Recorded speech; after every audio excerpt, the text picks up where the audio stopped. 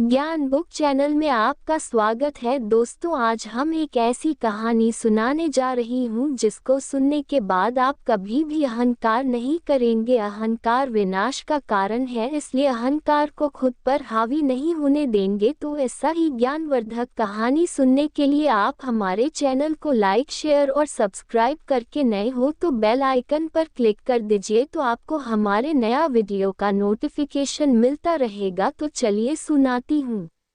एक समय की बात है। एक गांव में एक मूर्तिकार रहता था। मूर्तिकला के प्रति अत्यधिक प्रेम के कारण उसने अपना संपूर्ण जीवन मूर्तिकला को समर्पित कर दिया था। परिणामतः वह इतना पारंगत हो गया था कि उसकी बनाई हर मूर्ति जीवन प्रतीत होती थी। उसकी बनाई मूर्तियों को देखने वाला उसकी कला की भूरी भूरी प्रशंसा करता था।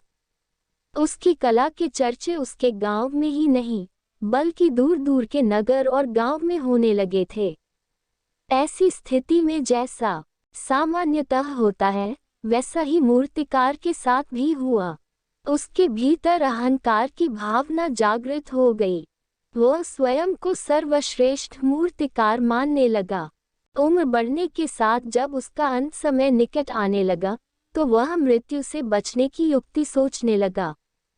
वह किसी भी तरह स्वयं को यमदूत की दृष्टि से बचाना चाहता था ताकि वह उसके प्राण न हर सके। अंततः उससे एक युक्ति सूझ ही गई। उसने अपनी बेमिसाल मूर्तिकला का प्रदर्शन करते हुए 10 मूर्तियों का निर्माण किया। वे सभी मूर्तियां दिखने में हूबहू उसके समान थीं।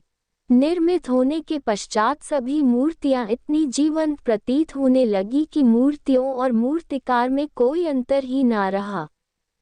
मूर्तिकार उन मूर्तियों के मध्य जाकर बैठ गया। युक्तिनुसार यमदूत का उसे इन मूर्तियों के मध्य पहचान पाना असंभव था। उसकी युक्ति कारगर भी सिद्ध हुई। जब यमदूत उसके प्राण हरने आया तो 11 एक शरीर की मूर्तियों को देख चकित रह गया। वह उन मूर्तियों में अंतर कर पाने में असमर्थ था, किंतु उसे ज्ञात था कि इन्हीं मूर्तियों के मध्य मूर्तिकार छुपा बैठा है। मूर्तिकार के प्राण हरने के लिए उसकी पहचान आवश्यक थी। उसके प्राण न हर पाने का अर्थ था प्रकृति के नियम के विरुद्ध जाना। प्रकृति के नियम के अनुसार मूर्तिकार का अंत समय आ चुका था। मूर्तिकार की पहचान करने यमदूत हर मूर्ति को तोड़कर देख सकते थे, किंतु वह कला का अपमान नहीं करना चाहते थे। इसलिए इस समस्या का उसने एक अलग ही तोड़ निकाला।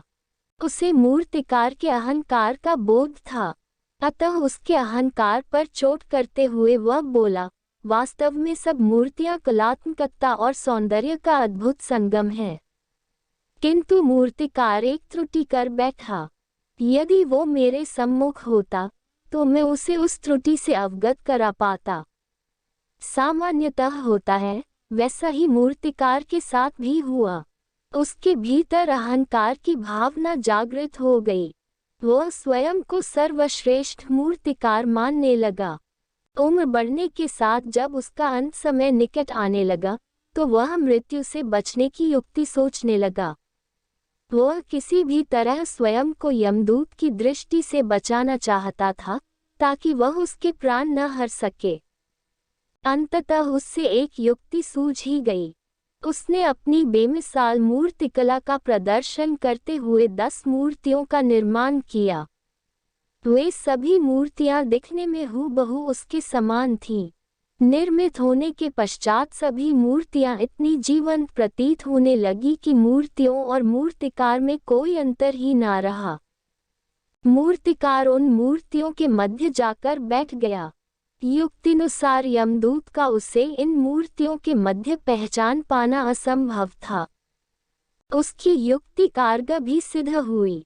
जब यमदूत उसके प्राण हरने आया तो 11 एक शरीर की मूर्तियों को देख चकित रह अपनी मूर्ति में त्रुटि की बात सुन अहंकारी मूर्तिकार का अहंकार जाग गया। उससे रहा नहीं गया और झट से अपने स्थान से उठ बैठा और यमदूत से बोला, त्रुटि असंभव। मेरी बनाई मूर्तियां सर्वदा त्रुटिहीन होती हैं। यमदूत की युक्ति काम कर चुकी थी।